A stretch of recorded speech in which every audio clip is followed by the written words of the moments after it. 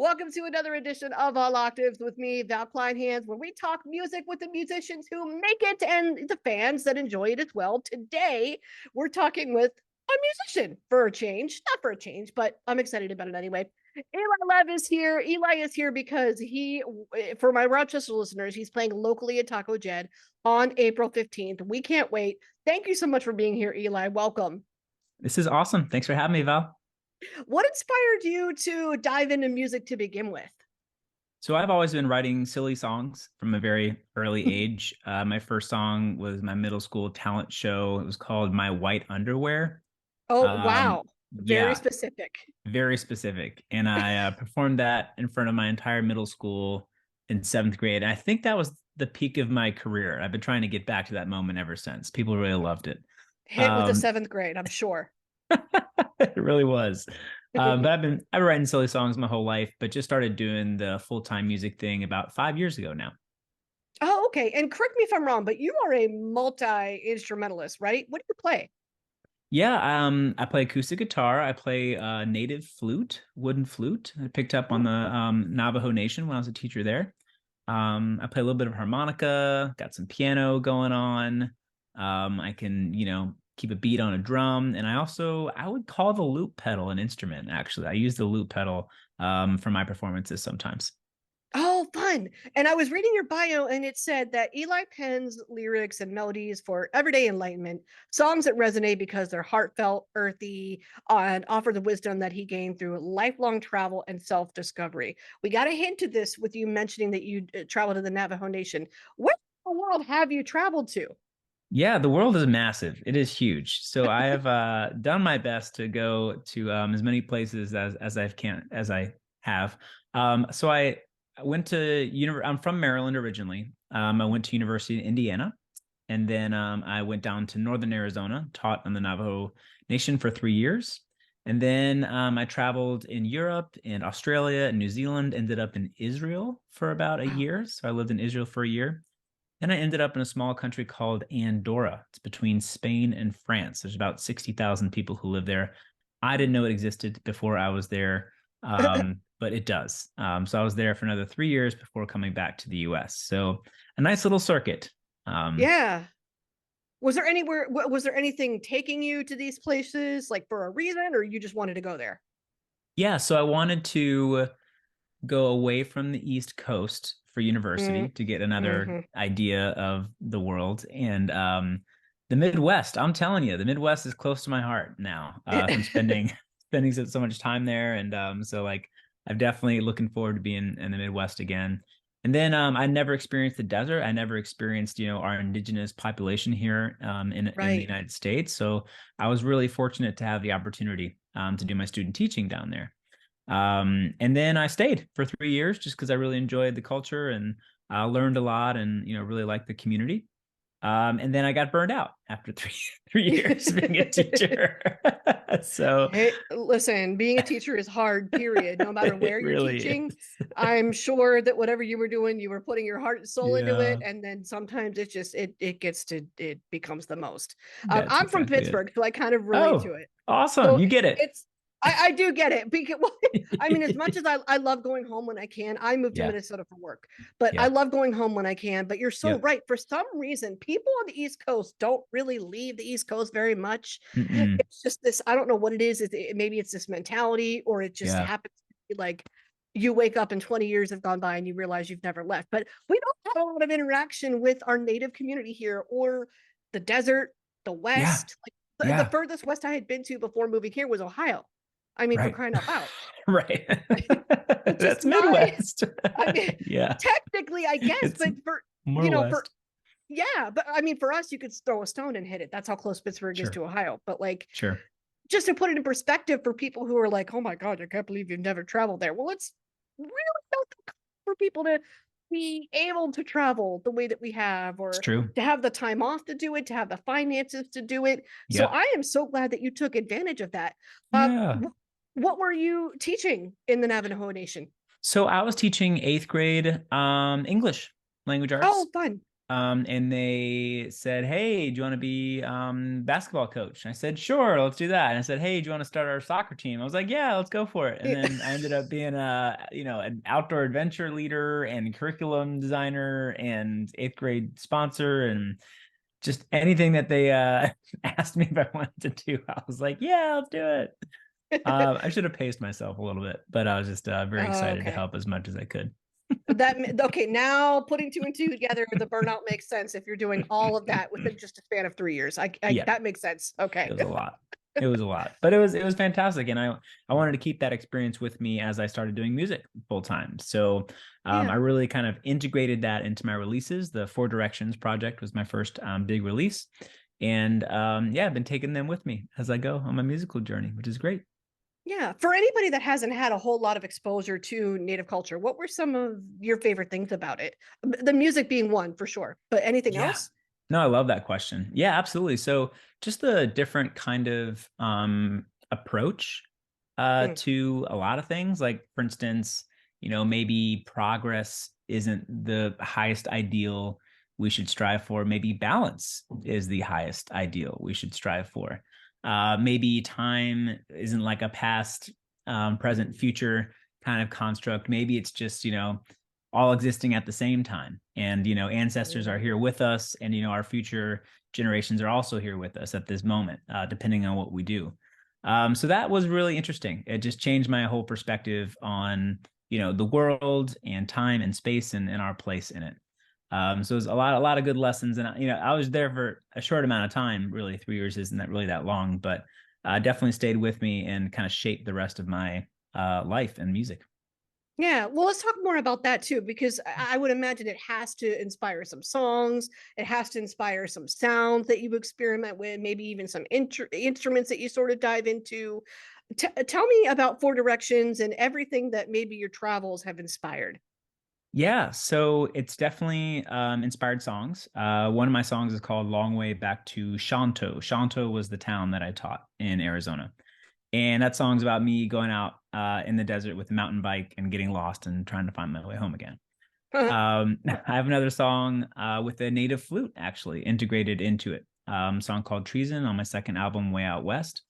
And that really integrates that kind of like vibe and spirituality into the music as well. So it's like peppered throughout there, and some songs are just very direct, like this was my experience in this place. Okay. Yeah. And all of your sound, or at least a lot of it anyway, is predominantly folk based. What made you fall in love with folk music to begin with? Yeah, I like the idea of folk music a lot because it's like how we bridge gaps through generations as people. It's only a very recent phenomenon that we record a song and that's the song and that's the song the way it is. Do you know what I Yeah. mean? Like it's Yeah. Yeah. very Yeah. recent in the whole history of humanity. Like usually songs were passed down by, father to son or, friend to friend or traveler to traveler. And people would have their own takes and it would be always be moving and adding different lyrics and changing place names in it. And it was really this conversation between generations. Now there still is that conversation now when the generation discovers Fleetwood Mac again. Right. It's Right. like Right. or people are like, oh wow, Nirvana. You know what I mean? Like yeah, Nirvana was incredible, or whatever it was. Like there's still a conversation happening, but folk music really is about the common man and the common experience and the common woman and how our humanity is experienced by us through music. So I really love that as a genre, and I like how it just like is based in humans and just like keeping that conversation from generation to generation. Do you experiment with any other sounds or anything else? Yeah. So I have a instrument called a woodrow. It's a like a three-stringed instrument, kind of like a dulcimer.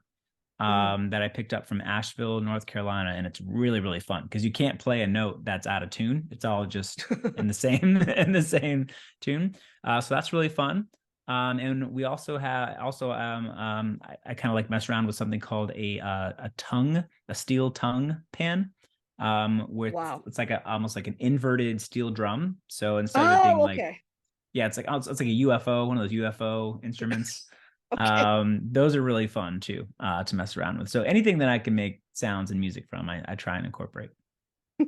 And your newest release is Walk, Talk, Dance, Sing, and I'm guessing we'll probably be hearing a lot of that when you're in town.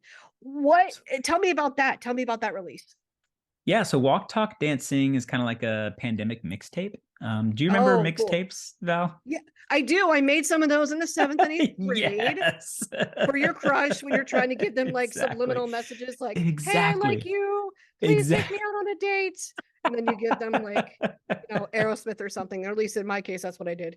No, that's Like, exactly it. It was either like your best friend gave you a mixtape and you're friends forever, or like you gave right. your mixtape a crush, or it's like your boyfriend, girlfriend's like, this is our relationship right here. This is what it sounds like, right? Yes. Yeah. So okay, so you get it. So it was kind of like a harkening back to those days where just the exact songs from that moment captured that moment.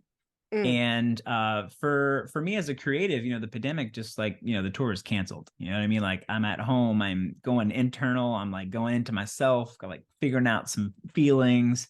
So yeah. Walk Talk Dancing is essentially a pandemic mixtape of 5 songs that I wrote throughout the pandemic. They're actually in chronological order. So if you listen to it Oh, from front to end, you can kind of like feel the whole timeline of what I was going through. So it's kind of just like a snapshot, a sonic snapshot of that time for me. what were you thinking, feeling at that time? I mean, I'm sure, like everybody else, you were incredibly frustrated and stifled, but Yeah. what was going on? So the first song is called Be Your Someone. And it was the first time I had like lived domestically with a significant other ever in Mm, my life. And not only that, it wasn't like I could go to work and come home. It was like we were with each other 24 hours a day, 7 days a week, right? So it was a yep. lot to figure out real quick. And I remember sitting on a couch and she was just like breathing next to me. And I got really annoyed. I Oh, was I like, hate when that babe, happens. can you just not breathe that Can you? loud? Can you just like tone it down a little bit? And then I realized that it was not her at all. It's totally my issue. And that Oh, got it. Yeah.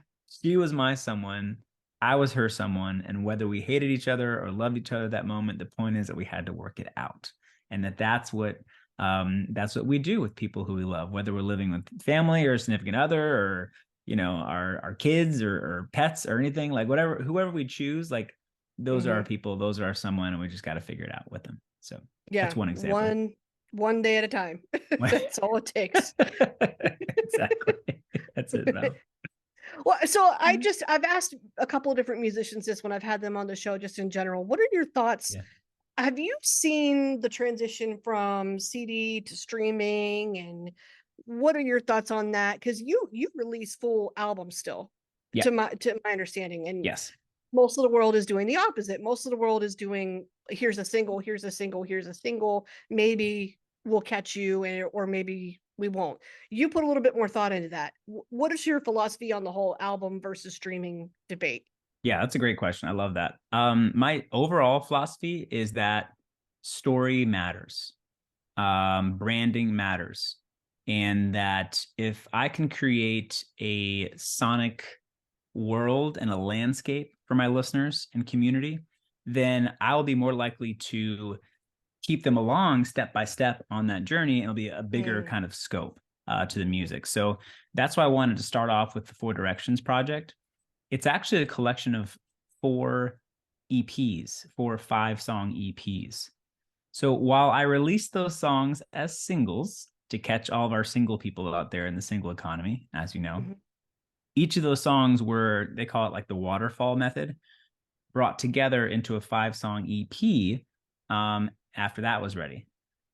After each Okay. of those four after each of those 5-song EPs were released, all 4 of them were brought together in a 20-song Four Direction project. So the album is actually 20 songs. And I actually have a double vinyl that I brought with me on tour, and that's my top selling item. People love vinyl these days, Yeah. actually. So you've got the singles on streaming, you've got the EPs, I've got those on CDs, and then I've got the whole 20-song project on vinyl as well. So there's something for everybody, and you're absolutely right. It just depends on the listener and what they prefer. So yeah, the journey is there for folks, however they want to experience it. Absolutely. What are you finding with your own fans? Do you think they're more into the albums that you put out or the singles? Or all of it, maybe. It's it's a good question. I think there's different types of fans. Mm. I think my younger fans love the songs. One song will just like stick with them, and that one song will be on their playlist, and they'll just put that on repeat. And I can see it Hmm. on my artist Spotify kind of results. You can see this playlist that people put your songs on. It's pretty Oh, cool. hilarious. Some of their names that they come up with. Wait, they tell Um, you the names too? I didn't know that. yes, it's Oh wild. my So you can God. So see it's like this one's you for you, Jana, like stuff like yeah. that, or like, Here, it's the modern mixtape. It's the yeah, it's the modern modern mixtape right now. mixtape. Like, You here's my absolutely link got to the it. playlist. Or Exactly. Like this this is is for my us. This is for you. this or this is my doing the dishes and I'm bored playlist. Exactly. But I want a little pep in my step playlist. Yep. Like, Yep. I don't know. The way It's people live hilarious. funny. So you see this, and for you, it just depends on the fan and what kind of listener they Yeah. are. Yeah. I mean, fans overseas. I have a lot of listeners overseas in India, in Middle East, in South America. And, they're probably listening to my songs as singles. Let's just be honest. So my fans in the US, and England, like the EPs a lot because they can just put it on. It's like 5 songs. It'll take you, 25 minutes on your way to work. There are some folk heads out there who love the 20-song Four Directions like epic journey. And Yeah. that's like they'll just put on the 4 records like all day and they'll listen to that. So really just depends on how people want to kind of connect. Yeah, that's my vibe too. Absolutely. Because like I like putting on a full album because I know what I'm gonna get. It's Yeah. so weird. It's like going to McDonald's or Burger King. It's like I know what I'm Yeah. buying. I know what I'm gonna get. I know that I'm in the mood for this particular Whopper right now. Yep. This is what I want to put on. And I want it to last at least 30 minutes. And I want it to last at least 30 minutes. Yeah, exactly. Oh my goodness. That's So awesome. other than coming to Rochester, what's next for you? What are you looking forward to? Yeah, so I'm on tour right now, obviously. Right now I'm in Pennsylvania, but I'm coming your way and can't wait to see folks at Taco Jet. I'm really excited about it. I heard really good things about the venue. Great food. Yeah, okay, awesome. Double bonus for me on Yes. tour. Double for whenever you get a break, good food. You're in good company. Yeah, so after the Four Directions was over, what was complete, and then after Walk Talk Dance is out, I'm now thinking about my next projects. Mm. And I really wanted to make it, even bigger and have the scope even more massive. So after Four Directions, I'll be completing a 3 EP project called 3 Worlds. Okay. After 3 Worlds, I'll be completing a 2 EP project called 2 Friends. There's a theme here.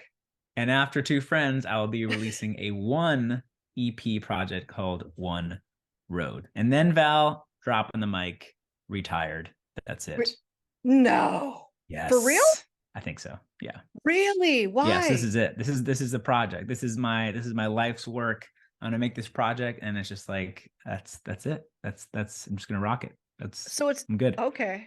Okay. So it sounds like you're doing that because you feel fulfilled. You're happy with what you're doing. I'm very happy. Yeah. And it's gonna take me a while to do these like whatever 6 or 7 EPs. So yeah, it'll be probably a good time to be like this is my life's work. So yeah, now's the time to see me on tour. Now's the time to come and check out the music because it's a story. Every story has a beginning and an end. So Absolutely. April 15th, Taco Jed. We'll see you there. Thank you so much, Eli. awesome, Val. You rock. Thanks so much for your great questions. Appreciate it.